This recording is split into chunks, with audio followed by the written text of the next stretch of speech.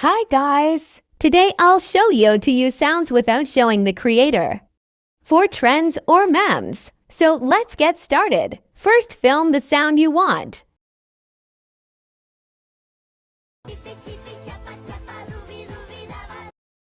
Now make the clip you want to use the sound in. I am making a kitty cat yippee.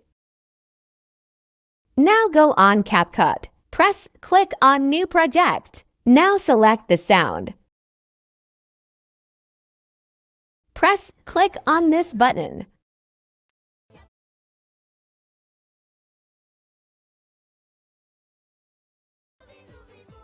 Don't forget to delete the CapCut end. Select the video you want for the sound. Now just make it a bit bigger if you're not using Flip-a-Clip. Select the sound and make it as small as you need.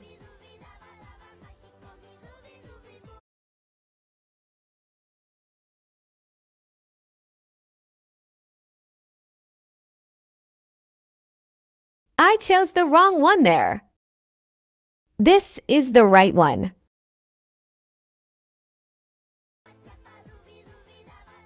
Check if it looks good.